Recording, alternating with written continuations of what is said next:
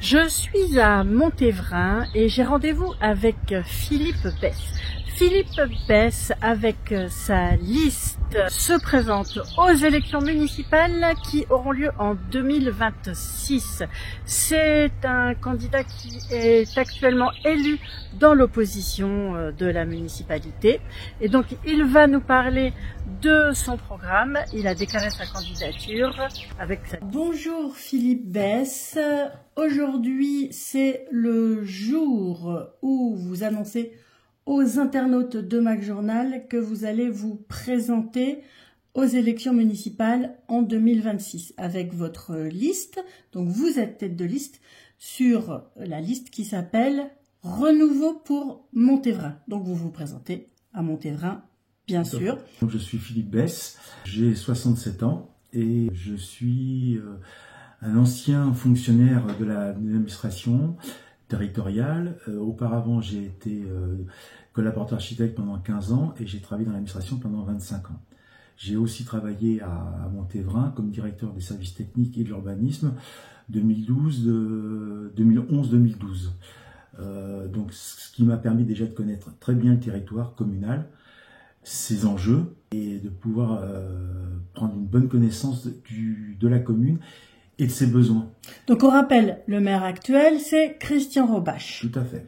Qui était déjà maire quand je suis, lorsqu'il m'a recruté comme technicien, du moins au départ, et après directeur des services techniques et de l'urbanisme. Je suis parti sous d'autres horizons. Cette carrière dans l'administration m'a permis d'avoir une bonne connaissance du territoire et des enjeux communaux de façon globale. Voilà, vous ne faites plus ce métier-là, vous êtes parti de la mairie. Je fais de l'AMO maintenant, j'ai quitté l'administration.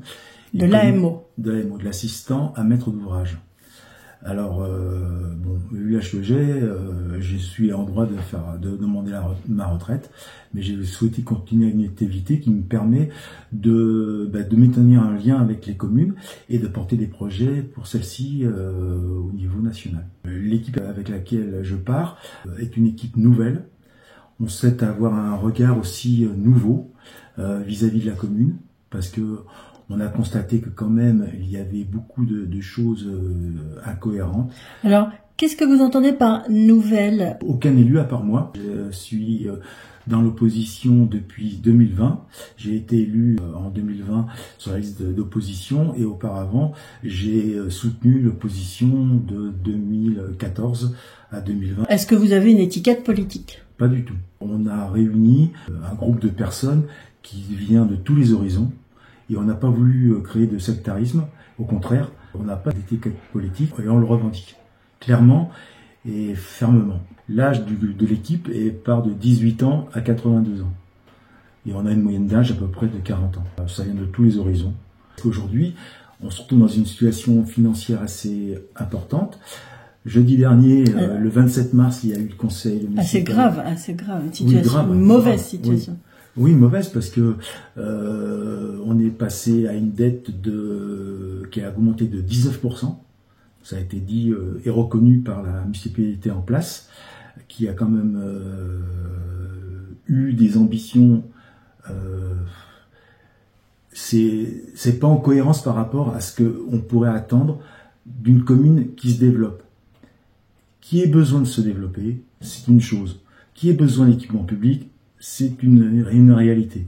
Mais pourquoi voir trop grand par rapport à ce qu'aujourd'hui on a? Alors c'est important une dette de 19%?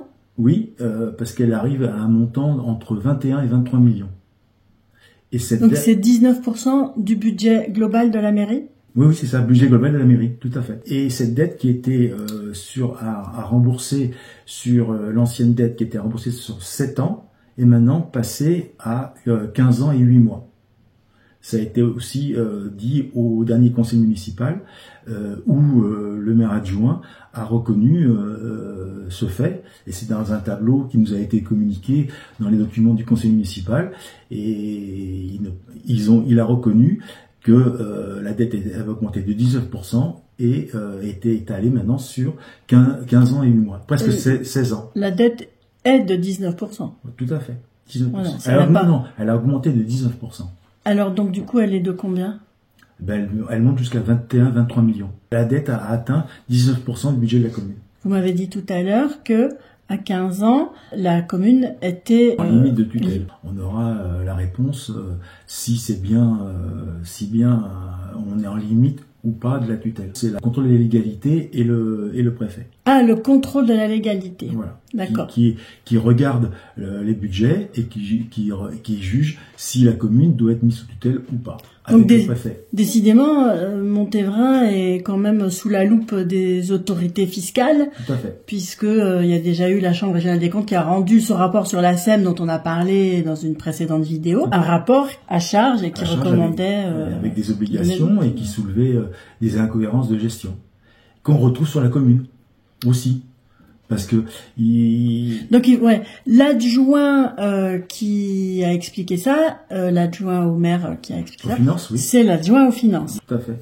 Aujourd'hui, nous on soulève que ça fait plus de 15 ans qu'il y a une gestion du maire qui n'a pas de ligne directrice. On ne sait pas où va la commune. On fait des coups, on décide d'acheter une mairie annexe de 6 millions. Étant donné qu'on a des bâtiments... Donc quand vous dites « on », c'est la municipalité. Tout à fait. Mais comme j'habite Montévrain, je dis « on ». Eh oui, ça fait partie. Donc ça nous fait partie de la charge fiscale. On va avoir un lycée, ce qui est très bien. Le deuxième lycée, deuxième établissement scolaire qui s'appelle Samuel Paty, ce qui est très bien. Il y a déjà un lycée. Il va sortir de terre 2025, 2026, 27. D'accord. Mais Montévrain n'a pas encore de lycée. Pas encore. Combien d'habitants Montévrain ? 14 000, entre 14 et 15 000. Voilà. Aujourd'hui, le maire veut construire un gymnase pour ce lycée, qui est déjà doté d'une salle de sport dans le lycée, et ce lycée est mitoyen, n'est séparé que par une coulée verte du gymnase actuel. Donc, tout le monde se pose la question, pourquoi construire un deuxième gymnase qui est à côté d'un gymnase? Alors on va nous dire, oui, mais c'est l'occupation. Mais combien de communes en France ont des collèges, des lycées et un gymnase? Moi je le sais parce que j'ai travaillé dans une commune de l'Essonne et c'était le cas. Et tous les ans, le maire s'asseyait avec les responsables, les directeurs du lycée et du collège et des établissements scolaires de la commune. Et il y avait un partage avec des horaires et tout le monde s'adaptait et tout le monde pouvait profiter du gymnase. Et on nous répète tout le temps que c'est une obligation. Il n'y a aucune obligation. Aucune obligation. Étant donné, je le répète, c'est que ce lycée a une salle de sport. Donc alors vous avez posé une question, donc il serait intéressant qu'on entende la réponse. Combien de communes en France ont un lycée, un collège et un gymnase? Très peu. C'est ça, parce qu'en fait, moi je sais pas. Il y a beaucoup de communes qui ont des lycées et des collèges et qui font avec les établissements scolaires. Donc, par contre, si la commune, alors ce qui est quand même rare, une commune qui aurait un collège et qui n'aurait pas de gymnase, c'est quand même rare. Du moins, c'est même pas rare, c'est pas possible.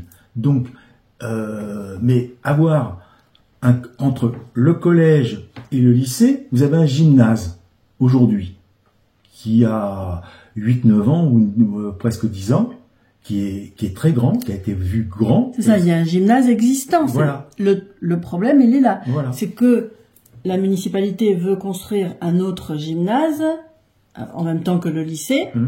Alors qu'il y a déjà un gymnase qui est configuré pour accueillir beaucoup de monde. Beaucoup de monde, parce qu'il est très grand. Moi, à l'époque, j'ai lancé cette opération-là, comme un groupe scolaire voisin.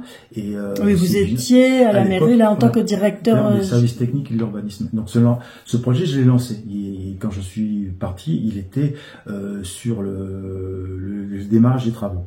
Donc, aujourd'hui, vous avez un collège, un gymnase, un lycée. Le gymnase fait tampon entre les deux. Donc pourquoi construire un second gymnase qui va en toucher un autre? Alors j'entends, on va nous le dire, que c'est des problèmes d'occupation. On n'a pas de club résident.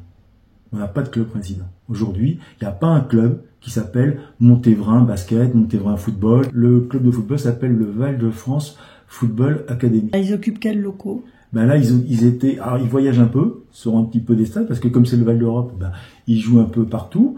Là, ils jouaient à côté de l'espace Mathieu Doucet. Oui, mais c'est pas juste une question de jeu, il y a aussi des vestiaires. Oui, mais là il y avait des vestiaires qui n'étaient pas à proximité, mais bon, ce terrain nous a été dit qu'il n'était pas homologué, donc ils y jouaient quand même. Et donc là, il y a un stade qui a été ouvert, mais pas inauguré, qui a été ouvert le 17 mars, et il sera inauguré fin mai, sur l'avenue de l'Europe, juste derrière, qui touche aussi le collège. C'est un quartier à Montévrain qui touche le... Alors, était-ce nécessaire vu les équipes bon, là, actuellement ça fonctionnait, mais pas dans cette dimension-là. Admettons que ça soit nécessaire. On l'entend, nous on l'entend, l'équipe l'entend, mais pas aussi grand. Vous avez 8 couloirs, et c'est quasiment du niveau olympique. Là où actuellement le club de course à pied qui s'entraîne à Chessy n'a 6 couloirs, mais lui a l'avantage, c'est qu'il a engazonné le terrain. Donc vous pouvez y faire toutes les épreuves. Là, c'est du synthétique, donc aucun lancer. Vous n'avez pas lancé du javelot, du marteau ou du poids sur du synthétique. C'est irréfléchi, et une aberration qu'on a constatée aussi dimanche, parce que nous sommes allés voir le premier match de football, ben vous n'avez pas d'entrée piéton sur ce stade. C'est-à-dire que le stade était complet au niveau du parking, donc les portes des parkings étaient fermées. Ben, en tant que piéton, vous ne pouvez pas rentrer. Il n'y a pas de portillon piéton. C'est étonnant pour un projet qui, au mois de mai, aura 1 an de retard. Mais et 3 millions de plus. C'est pas à l'air libre, c'est pas accessible. Ben non, vous avez un portillon pour le parking, mais comme le parking était plein, nous, quand on y a été dimanche, le portillon était fermé, les voitures qui voulaient rentrer faisaient boucher la rue, donc ils appuyaient sur l'interphone, et nous, on est rentrés et sortis par le portillon de voiture. Et nous, on s'est dit, et quand on les a ressortis, on a voulu chercher où était la sortie piéton, parce que c'était fermé. Ben, il n'y en avait pas. Donc, il a fallu qu'on attende qu'une voiture sorte. Pour un projet qui a été quand même réfléchi, et qui est passé de 6 millions, 6 à 9,5. 50% d'augmentation. Donc là, voilà où on trouve la dette. Aujourd'hui, on constate, c'est qu'il n'y a aucune proximité. C'est-à-dire que moi, je demande aux gens qu'on rencontre, qui nous rejoignent, est-ce qu'on voit le maire, à part au conseil municipal? Non. Pas de communication. Ou alors vous êtes devant le fait accompli. Alors ça, c'est une chose qui est assez aberrante, que nous, on n'accepte pas, et ce que nous, on ne fera pas. Il y a eu des projets, le plus grand projet, pas le plus grand, mais le plus contraignant, c'est que du jour au lendemain, on a eu des points d'apport volontaires dans les rues, ce qui nous a supprimé tous nos locaux poubelles, et ça nous a créé une pollution visuelle, parce que les gens déposent leurs ordures. Donc là, et maintenant... Alors c'est quoi, c'est sous forme de bennes? C'est des bennes enterrées qui sont, lorsqu'elles sont soi-disant remplies, et je dis bien soi-disant, il y a une puce qui signale qu'elle est remplie, donc le camion doit venir la récupérer et la vider.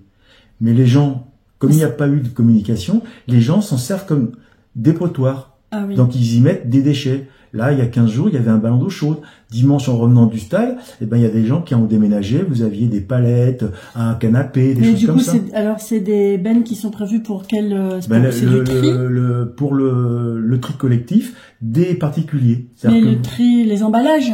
Emballages, carton, verre et plastique. Ah, le verre dans les... Ah, mais oui, c'est des containers différents. Il y a 3 containers. Il y a 2, un plastique, un verre, un poubelle. Et ils ont mis dans certains endroits, mais ça a été fait toujours après coup, parce qu'il y a eu des choses qui ont créé des pollutions visuelles. Ils ont mis des grands containers en carton, mais moi je le vois, j'en ai un à côté. Le carton, des fois, il est même pas posé. Mais peut-être que la municipalité compte sur le CIETREM pour communiquer. Oui, elle compte, mais faudrait que... Le CIETREM, on rappelle, c'est le syndicat qui est chargé du traitement des déchets. Ménagères, voilà. Dont le président est le maire de Montévrain. Voilà. Et les réunions de quartier qu'il y a eu, et qui bizarrement, à 1 an, ressortent de terre, et qui recommencent à être mis en place. Il y en a une ce soir sur le Val d'Europe. Sur le Val d'Europe. Il y a une visite, il y a ce qu'ils appellent des réunions de quartier. Alors là, ça s'appelle plus réunions de quartier, c'est des balades urbaines de quartier. Voilà. D'accord, donc ça veut dire que le maire va à la rencontre des habitants? On ne sait pas. Ben, on ne sait pas. avant les réunions de quartier, il est venu aux premières du dernier mandat, et après, plus jamais. Alors, les réunions n'ont plus existé, ou il y avait des gens à sa place? Ça a été chaotique. Il y en a eu, ça s'est arrêté, il y a eu même un bilan, on n'a pas compris. Après, c'est reparti, et là, il y en a plus. Depuis un an ou un peu plus d'un an, il y en a plus. Voilà. Et s'il y a un an. La dernière a eu lieu au mois de mai, et donc là, il y en a une qui se fait, voilà. Ça n'a jamais rien apporté. C'était toujours non. Ça, c'est un manque flagrant de proximité. Nous, on sera des élus qui seront vers les Montévrinois. On ira vers eux et on sera à leur disposition. On n'ira pas à la chasse au mandat, parce que ça, aujourd'hui, le maire de Montévrain a 4 mandats. Donc, vous ne pouvez pas être disponible. Moi, le premier, je ferai le minimum, c'est-à-dire maire de Montévrain et vice-président de Marne-et-Gondoire. Parce que chaque maire, après, c'est à voir sur la durée du mandat, mais ce sont les seuls 2 mandats que je porterai. Je n'irai pas chercher des mandats au département, au CITREM, etc. Même le CITREM, j'enverrai un colistier occuper la fonction, ça impliquera les gens, et en même temps, dans la liste, on aura des gens qui seront des référents de diverses choses et qui pourront être aussi interrogés et pas avoir, comme je l'ai entendu, 3 casquettes sur la tête et dire j'ai 3 casquettes, donc je suis concerné. Non. Donc il y a aussi ça, il y a le fait qu'il n'y a aucune démarche, comme on le disait, d'échange. Il y a eu un projet qui a soulevé un quartier entier, qui est le quartier des Fresnes, un projet où il y a la ZAC. Voilà, la ZAC des Fresnes, où il y a un bâtiment qui est un appart-hôtel, qui a été fermé après le Covid, qui n'a pas réouvert, et il y a eu un projet qui est sorti de terre, avec une réhabilitation de ce bâtiment-là, de le transformer en appartement.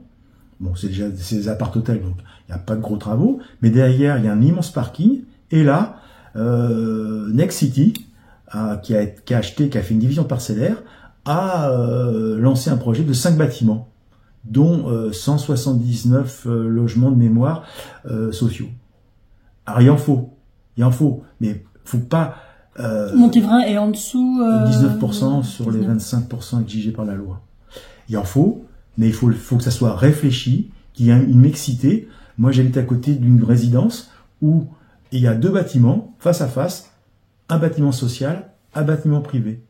Et c'est la meilleure façon d'avoir une bonne cohabitation et de ne pas densifier, de créer des situations un peu où les gens sont que des mêmes origines. Que du logement social. Voilà. Et après, on fait ou du de privé. La propriété. Voilà. Nous, on est pour un mélange.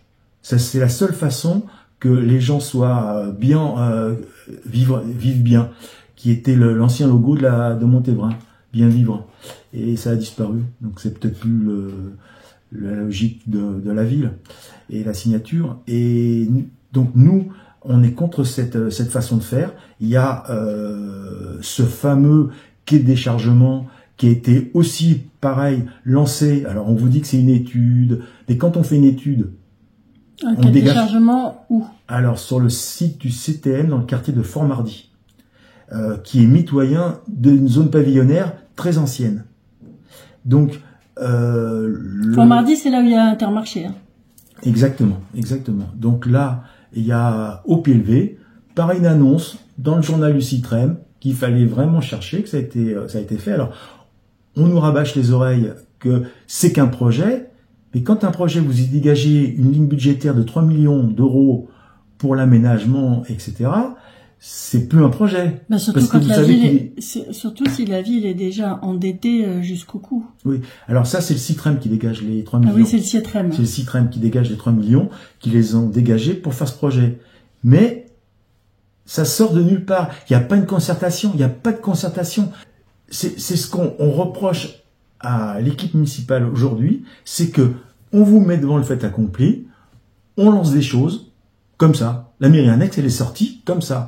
Et alors, assez étonnamment, elle a été rentrée dans le budget de l'année dernière. Donc aujourd'hui... Parce que il y a un projet de construction de mairie. d'achat d'un bâtiment d'un bâtiment qui est fini depuis 5 ans, qui ne trouve pas vendeur. Qui a été construit il y a 5 ans. Voilà. Et qui ne trouve pas vendeur, qui n'a pas trouvé vendeur, qui est à la vente, qui est, contrairement à ce qu'on me dit, pas livré au niveau électrique. Donc il y a encore l'alimentation de chantier. Et on me dit qu'il y a un autre chantier, et je voudrais savoir lequel, autre chantier. Et je fais pleinement confiance au service technique pour me répondre. Parce que j'ai posé la question et on m'a dit, mais il faut savoir faire confiance au service technique.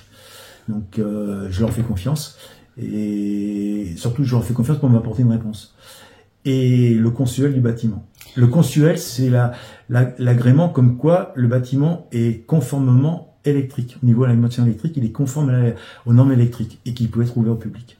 Quand vous êtes parti de la mairie de Montévrain pour d'autres fonctions professionnelles, vous êtes parti en mauvais termes parce que ça se passait pas bien ou pour d'autres raisons? Non, ça se passait pas bien. J'avais aucune directive. Aucune ligne directive, comme ce qui est le cas aujourd'hui, c'est ce qu'on dit aujourd'hui. Aucune ligne directive. J'avais lancé le dernier PLU, il y avait des choses qui devaient être faites sur un projet dont je parlerai à la fin, que nous on portera. Ça n'a jamais abouti. Ça fait des années que c'est comme ça. Et non, je suis parti parce que j'avais pas de ligne directive et que l'entente n'était plus cordiale. De là où vous étiez, directeur des services techniques et de l'urbanisme, et de l'urbanisme, vous avez quasiment tout vu de ce qui se passait de l'intérieur. Tout à fait. Surtout avec ces deux responsabilités, j'avais une vue globale et surtout qu'on était en train de faire le PLU de 2011-2012. Donc le fait de faire ce PLU, alors j'étais pas tout seul, j'étais avec une collaboratrice que j'avais recrutée, qui avait un master d'urbanisme, donc quelqu'un de très compétent. On a porté ça à deux. À l'époque, le maire de Montévrain avait récupéré l'urbanisme. Donc toujours Christian Robach. Hein. Tout à fait. Ça m'a permis de vraiment connaître les enjeux. C'est communal. Vous trouverez personne qui trouvera que l'avenue de la Société des Nations est une architecture sur laquelle on tombe par terre. Parce qu'on s'interroge d'où, dans une architecture un peu quand même une région briarde, vous vous retrouvez avec des constructions, avec des toits en tôle. Alors il semblerait que la référence était Stockholm ou les pays nordiques, mais on n'est pas dans des pays neigeux, et vous vous retrouvez avec des bâtiments dans cette avenue. Parce que les toits en tôle, c'est fait pour que la neige glisse. Voilà. Et en général, même des retenues en bas. Donc, oui, bien sûr. Bah ici, on les a pas. On a la chance, on les a pas. On s'interroge pourquoi déjà vous avez ces toits qui pourraient être en tuiles. On comprend pas pourquoi. Il y a aucune signature architecturale. Qu'est-ce qu'on a à faire de ces toits en tôle? Il y a des bâtiments qui sont le long du parc du Mont-Évrain, ils sont gris, avec des loggias très profondes. On se demande comment les gens vivent été comme hiver avec la lumière. C'est pas possible. Et c'est gris.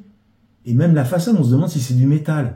S'il n'y a pas une signature, et moi, pour avoir participé à ce PLU, déjà, on a eu beaucoup de mal à essayer d'avoir des orientations architecturales, avoir dessiné une ville. Vous êtes maire d'une commune, vous avez la possibilité de faire une ville nouvelle avec une signature. Là, c'est que vous avez du toit métallique et avec des endroits où vous pensez que vous êtes avec des toits obliques comme les usines autrefois. Donc ça n'a pas de sens, et ça on essaiera. Ça ne va pas être c'est un grand défi qu'on se lancera, de rattraper les choses avec soit une mise en œuvre de bâtiments beaucoup plus une inclinaison qui partira de cet existant vers une architecture briarde, ou essayer de rattraper les choses. Mais... Ou qui ressemble, qui est uniforme à ce qu'on trouve dans les communes du Val d'Europe d'une manière générale. Exactement. Parce que c'est quand même relativement typique. C'est des maisons un peu à l'américaine, avec des espaces devant qui sont ouverts, même à l'américaine ou à l'anglo-saxonne. Voilà, il y a des séries de maisons, des bâtiments qui sont larges dans des grandes avenues, bon, il y a des rues aussi, hein, mais et qui ont été construits dans le même esprit, sur le même modèle. Donc vous aimeriez essayer de rattraper ces choses. On essaiera. C'est un des grands défis qu'on se lancera. On l'assumera, on l'expliquera aux gens. Donc ça, c'est des bâtiments qui sont occupés par des locataires. Il y a du privé, il y a du social, mais on n'arrive pas trop à savoir ce que fait ce qui est en social, ce qui est en privé. On n'arrive pas à le voir. Alors, on le voit, mais on ne sait pas. On n'a pas de retour. Après, on pourrait, en allant, et même quand on va consulter les permis de construire, vous avez que c'est du local, il n'y a pas de définition. Ou alors faut dire non, parce que de toute façon ça se fait après. Voilà. L'attribution des logements sociaux. Si vous voulez, il y a un projet qui s'est fait, qui est sur le bas de l'avenue Thibaut de Champagne. C'est que du privé. Mais est-ce que le promoteur n'a pas pu vendre tous ses bâtiments? Il a fait. Et ça, c'est une bonne chose. Nous, on est là. C'est une bonne remarque. Et la mairie ne s'est pas mis en avant, malgré qu'elle a massacré cette avenue. Les 3F ont acheté des appartements qui étaient à la vente. Donc vous avez une mixité sur un palier. Vous avez deux appartements que 3F a achetés, donc vous avez du social, et en face vous avez du privé. Et ça fait une cohabitation, un mélange. Et là, ça c'est une bonne proportion parce que vous avez un bâti privé et dedans vous avez un aménageur social qui vient, 3F, et qui achète des appartements. Donc vous avez et c'est bien équilibré parce que ils ont acheté ce qui devait rester sur le marché du promoteur. Donc c'est un bon mix. Nous on est là-dessus, on partage là-dessus. Il faut savoir une chose aussi, c'est que depuis septembre 2022, au conseil d'administration d'EPAMARD, les EPAMARD avaient déjà donné des responsabilités aux mairies. Les EPAMARD, c'est l'aménageur du Val d'Europe. Et depuis septembre 2022, le conseil d'administration d'EPAMARD est majoritairement par les élus. Ça veut dire qu'ils ont liberté de choix et de constructeurs et de mise en œuvre de leur politique architecturale. Donc pendant des années, on nous a dit c'est pas nous, c'est les EPAMARD, etc. 2022, 2025. Ça fait 3 ans que les maires, dont celui de Montévrain, peut choisir l'architecture. On lui imposait pas, parce que moi j'ai participé à des réunions qui étaient les attributions de projets. C'était une démarche plus que honorable. C'était aujourd'hui on vous laisse la main mise pour faire vos projets et dessiner votre ville, ce qui n'était pas le cas avant.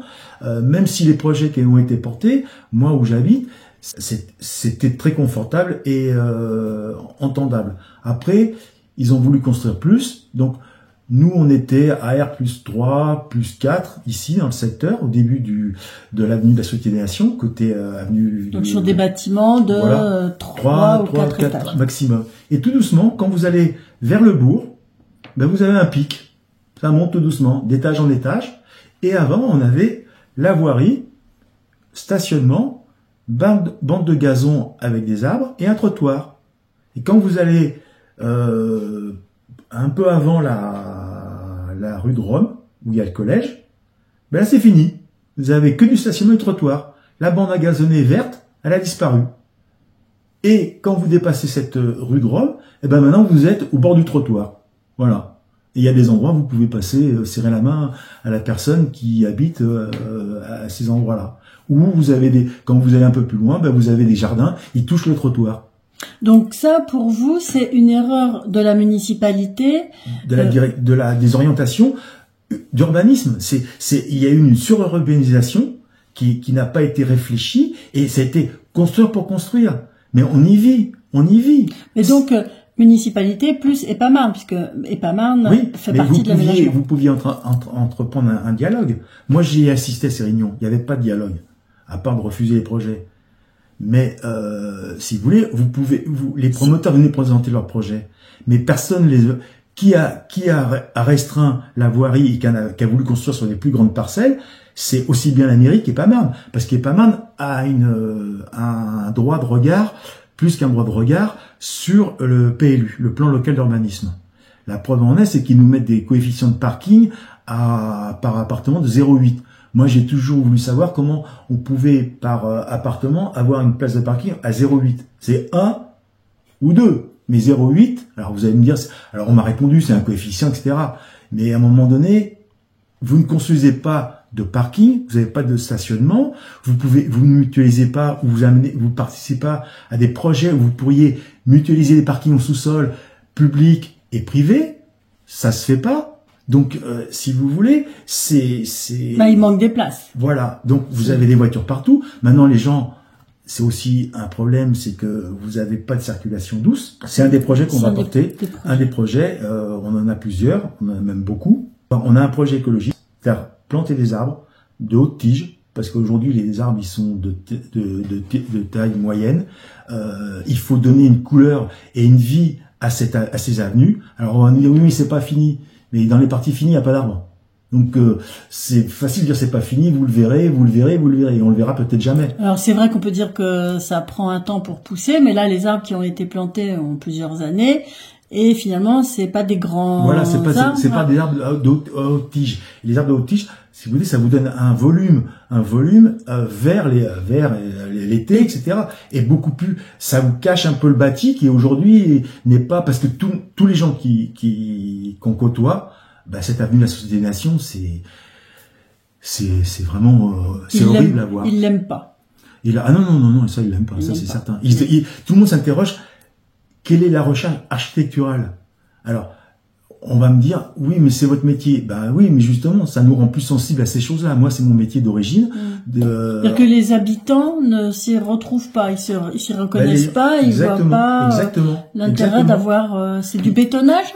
On peut dire ça. Ouais. Même si c'est pas vraiment du béton toujours. Mais quel est l'intérêt d'avoir des grands arbres plutôt ou en plus d'arbres petits? Alors, il y a une en ville. Alors, l'avantage des arbres de haute tige, c'est que c'est dans les lois, les orientations écologiques, c'est que vous amène de l'ombre. Donc, ça vous évite la climatisation et ça vous amène de la fraîcheur. Donc ça, c'est une des orientations de la loi, des lois écologiques que la France a votées. La deuxième chose, c'est que ça vous donne de la couleur sur votre avenue, ça l'habille, ça la rend agréable, parce que quand vous partez du début de la rue de l'avenue du Val d'Europe jusqu'au bout au rond-point de l'avenue François Mitterrand, vous avez rien. Mais on va nous dire, oui, mais il y a des endroits c'est fini, et les arbres ils sont plantés mais ils poussent pas, ou alors ils sont tout petits. Donc du coup on a une avenue, peut-être large, mais une avenue quand même, avec que des bâtiments de chaque côté, donc c'est écrasant. Voilà, c'est écrasant, ça ferme. Avant, là, ici, comme je dis, j'insiste un peu, c'est qu'aujourd'hui vous aviez bande de stationnement et une partie engazonnée avec des arbres. Voilà. Et après un trottoir. Et ça a disparu. Parce que c'était un peu rabioté pour mettre plus de logements. Voilà. Donc aujourd'hui, nous, en faisant ce projet d'arborisation, c'est aussi y associer des déplacements de circulation douce, le vélo. Parce que on nous dit, moi j'ai noté qu'on avait 7 km de pistes cyclables. La commune est toute en longueur. Elle part de la Marne et elle finit au Val d'Europe. Je pense qu'on peut largement créer 3 fois plus de pistes cyclables un peu partout pour essayer que les gens se déplacent moins en voiture, plus en vélo, parce que il faut savoir que du bourg à Val d'Europe, c'est quasiment plat. Donc vous pouvez, alors le Bornemann, ça c'est compliqué étant donné la hauteur du plateau, mais après vous pouvez vous déplacer. À la gare, il y a un garage de vélo. Il faut le payer. Pourquoi la mairie n'a pas fait un partenariat avec les RATP en disant là vous avez une carte Navigo, votre carte Navigo, elle vous donne droit à accès au parc à vélo de la RATP. Mais la RATP vous demande de payer en plus de votre carte Navigo. Et on nous impose à avoir de prendre le maximum à pied ou à vélo. Donc ça rebute les gens. Il y a un parking à côté, le parking de la gare. Pourquoi ne pas aussi prendre un partenariat en disant voilà, on achète ou on loue un certain nombre de places et on y met des vélos. Voilà, les gens pourront se déplacer et le parking de la gare il est à côté de la gare, d'où le nom. Donc voilà. Mais ça, il y a pas de réflexion qui est faite. Il n'y a pas de choses qui sont entreprises pour faciliter ces circulations douces. Donc ça, c'est quelque chose qu'on portera. On va récapituler vos grands axes de campagne et donc que vous appliquerez si vous êtes élu à la mairie. Donc, en premier, on a dit alors c'est l'aménagement de l'avenue Thibaut de Champagne. Cette avenue on y a laissé construire parce qu'il y avait le PLU le permettait, qui maintenant ne permet plus. Mais c'est tout, c'est ce que j'ai dit en commission. Maintenant c'est fini, tout est construit. Et comme c'est une rue qui est une route départementale qui est inclinée, vous avez des bâtiments où les rez-de-chaussée c'est à l'anglaise, c'est-à-dire que c'est des cours anglaises. Vous êtes en dessous du niveau de la rue. Donc ça c'est trop tard, on peut plus le faire. Donc on peut plus le rattraper.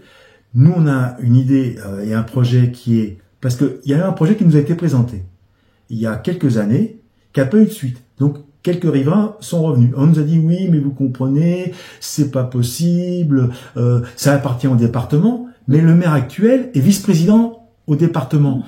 Ne peut-il pas parler à son collègue, vice-président de la voirie, en disant voilà, j'ai une avenue qui périclite, est-ce que tu pourrais étudier ça? Nous on se charge des trottoirs et toi tu te charges de la voirie. C'est aussi ça être maire, c'est travailler pour sa commune. Aujourd'hui vous avez Chessy qui a fait un aménagement de voirie qui vient se finir au niveau du feu rouge ou un peu avant l'Intermarché, et après c'est n'importe quoi, il n'y a pas de trottoir. Vous avez créé un bâti énorme, donc pour sortir, nous on a été voir les riverains, quasiment tous. Mais pour sortir, c'est suicidaire. Parce que cette avenue est un axe principal qui vient de la voie rapide, qui part de la 104, qui traverse tout Lagny, etc., qui vient chez nous, et qui traverse et qui va jusqu'à Coulommiers. Donc c'est un axe principal, ben c'est pas aménagé. Donc quand vous sortez, si vous voulez, sur le bas de cette avenue, si vous voulez remonter vers Maintevrin, faut couper la circulation. Pourquoi ce projet n'a pas été porté et finalisé? Donc nous aujourd'hui, c'est une priorité. On se battra auprès du département, fort. Le problème de cette avenue, c'est qu'elle n'a pas été aménagée, il n'y a pas de trottoir, c'est de la terre. Ou un parti, un bout de trottoir, tout le monde se gare partout. Donc nous aujourd'hui, on a un projet qui est de créer une piste cyclable, qui va se connecter à celle de Chessy, qui va descendre. Soit on fait un côté vélo ou un côté piéton, ou on fait mixte, côté descente, un sens de vélo et un côté... Qui sécurise autant pour les piétons que pour les vélos. Toute la partie trottoir sera avec du barriérage pour pas que les voitures stationnent n'importe comment. Donc des deux côtés, parce que des deux côtés, hein, il y a de la terre, un coup de la terre, un coup du bitume. Voilà, exactement. Donc là, on fera ça et on va l'aménager, on va l'arborer aussi, parce que là, il n'y a pas d'arbres. Ça fait partie de la loi SRU, c'est les entrées de ville qui doivent être aménagées. Les entrées de ville, à Montévrain, c'est une multitude de panneaux en disant qu'ils font ci, qu'ils font ça, qu'ils sont la sécurité, ville sportive, etc. Mais non, il y a aussi, ça doit être épuré, ça. Nous, notre projet, c'est d'y créer une piste cyclable qui part de la piste cyclable de Chessy et qui descend jusqu'à l'école d'Alembert, où juste après, vous avez une route qui descend sur le bord de Marne. Et vous rattrapez les bords de Marne. Oui. Là, vous avez ça. Y mettre une sécurité avec des feux rouges qui se déclenchent si vous roulez à plus de 50 à l'heure. Quand vous roulez à plus de 50 à l'heure, le feu se met au rouge. Voilà. Avec peut-être, c'est à étudier, mais c'est avec la population d'y mettre des feux de sortie quand vous voulez sortir et traverser pour remonter quand vous êtes sur le bas de l'avenue Thibaut de Champagne, vous voulez remonter pour amener votre enfant à l'école du Verger ou au Puy-du-Guet, c'est le matin, c'est quand même sportif. Et les gens se plaignent de ça, les habitants tous. L'autre projet, c'est d'avoir aussi, donc, comme je vous disais, une politique écologique, donc arborer le maximum d'espaces verts ou de bandes d'espaces verts. Très environnemental. Voilà, et un vrai plan concerté de circulation douce. Parce que ça, il faut qu'il y ait une concertation, parce que si vous sortez parce que là, on en a une piste cyclable qui débute de n'importe où et qui finit dans le désert. Il y a eu des projets de fait par moi qui ont été présentés, mais qui n'ont jamais eu d'aval. Il y a eu quand même sur Montévrain et dans le secteur, sur le Val d'Europe, beaucoup de choses construites au niveau de la santé. L'offre de santé on n'a pas de, a augmenté. On n'a pas de médecin. On n'a pas de médecin. Bah ça manque, voilà, ça alors manque nous, toujours de médecins. On a médecins. un projet sur un patrimoine bâti, de faire une maison de santé avec à mettre à disposition pour faire venir les médecins, les locaux à pas titre gracieux, parce que vous ne pouvez pas, mais vous pouvez y mettre un loyer très très modique Intéressant, et intéressant. Mais les médecins, c'est comme les subventions, il faut aller les chercher. Tout à fait, tout à fait. Et c'est là aussi où certaines communes mettent des années et en parlent aux médecins eux-mêmes et insistent et retournent les voir. Ils sont vraiment... Mais il faut aller, si vous voulez, c'est comme un peu la Gardère. Si tu vas pas à la Gardère ira à toi. Ben, s'il y en a pas de médecin, on va les chercher. Il y a des locaux ici sur Montévrain qui sont libres. Vous pouvez y faire un pôle santé. On a ciblé les locaux pour faire un pôle santé, alors médical que médecin, parce que on a au niveau des spécialistes, on a l'hôpital, on a le pôle santé, on n'en a pas besoin. Ce qu'on a besoin, c'est d'avoir des médecins. Donc ça, on a identifié des locaux qu'on aménagera. Et après, comme moi, je n'aurai pas 50 mandats, j'irai avec mon équipe, on ira chercher des médecins, des jeunes médecins, auxquels on proposera une structure faite, qui sera aménagée, qui sera peut-être adaptée pour eux, mais on aura un service, on offrira, du moins on se battra, et ça on en rendra compte à la population, pour ouvrir un pôle santé avec des médecins. Parce que le reste, il n'y a pas besoin, on est bien servi. Donc un pôle santé médical que pour les médecins, et si on peut, alors je sais que sur les logements sociaux, les communes ont un droit d'appartement. Qu'est-ce qui nous empêche d'attribuer un appartement pour un jeune médecin qui vient, qui s'installe, qui n'a pas de logement, etc. Donc, on essaiera de se servir de ce levier-là pour aussi lui offrir comment dirais-je, une offre de logement. Parce qu'on a droit à des logements dans les logements sociaux, un pourcentage. C'est en général assez faible, mais si on a ça, et qu'on a un jeune couple ou un jeune médecin qui vient, qui sait pas se loger et qui trouve que Montévrain est cher à loyer, ce qui est vrai, voilà, parce qu'on a quand même une population jeune qui a besoin, par rapport à leurs enfants, un suivi médical, mais aussi on a une partie déjà âgée, donc on a besoin, voilà, donc c'est assez équilibré à Montévrain. Donc on a besoin d'avoir un service de médecins. Donc ça, c'est un projet qu'on porte aussi, parmi tant d'autres. On sera une équipe de proximité, j'insiste beaucoup. On est une équipe qui aime les gens, et qui aime Montévrain, et qui aime les Montévrinois, et qui ne partira pas sur des projets irréfléchis. On fera tout pour Montévrain. Et l'équipe qui sera avec moi ne partira, il y aura pas de candidat pour aller à gauche ou à droite. Il y aura des candidats, des colistiers, des candidats qui viendront pour s'occuper de la ville et qui veulent que leur ville change et qu'il n'y ait plus cette politique qui est quand même assez conflictuelle depuis quelque temps. Parce qu'on vous met devant le fait accompli, on fait des choses et après on discute ou on discute pas. Et on vous dit oui, vous êtes contre tout, etc. Mais la première des choses, c'est qu'on est dans une démocratie et il faut concerter les gens. Vous pouvez pas dire, voilà, je vous mets une tour, je vous mets un bâtiment, je vous mets un quai de déchargement. Le but de notre équipe, c'est d'avoir une gestion communale, financière, réfléchie, étudiée, et on ne partira, ce qu'on pourra économiser, on l'économisera, mais on l'économisera dans l'intérêt des Montévrinois. Et chaque euro qui sera investi pour les Montévrinois. Et 1 euro avéré dans l'intérêt des Montévrinois. Pas 1 euro pour faire un stade surdimensionné ou une mairie à 6 millions. Parce qu'on a besoin d'autre chose. Parce que combien de crèches peut-on faire pour 6 millions d'euros? Combien? Ah oui, ça, les crèches, c'est aussi des points voilà. qui sont... ou un RAM, des rames. Il y a un RAM. Pour 14 000 habitants. Voilà. Donc, vous pouvez... Ça... RAM, on dit relais assistante maternelle. Voilà. Alors ça a changé de nom, mais on appelle toujours ça un RAM encore. Voilà. Alors, ça, ce sont vos axes prioritaires, les priorités de votre programme et ce que vous allez appliquer si vous êtes élu. Il y a évidemment d'autres choses plus détaillées, mais que voilà, vous pouvez pas tout dire d'un seul coup. Et puis, vous allez informer. On est à 1 an quand même des élections. Alors, le programme sortira en septembre.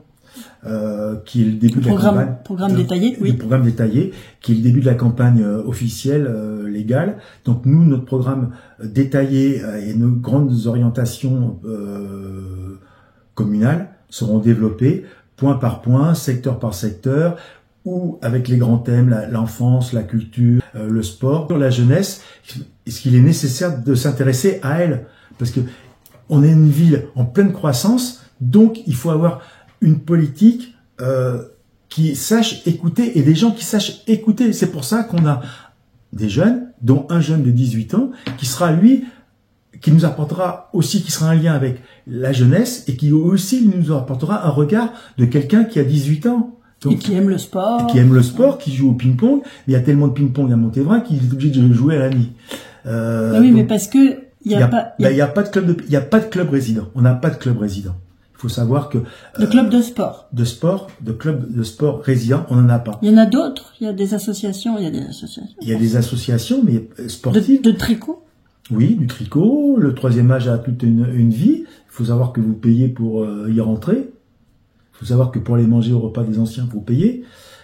Moi, ma mère est en province. Je connais personne. À Chessy, au repas des anciens, vous payez pas. C'est gratuit. Et il y a aussi une chose ça fait partie des projets, c'est que il y a une salle de spectacle qui va être rétrocédée. Donc le millésime. Voilà, le millésime.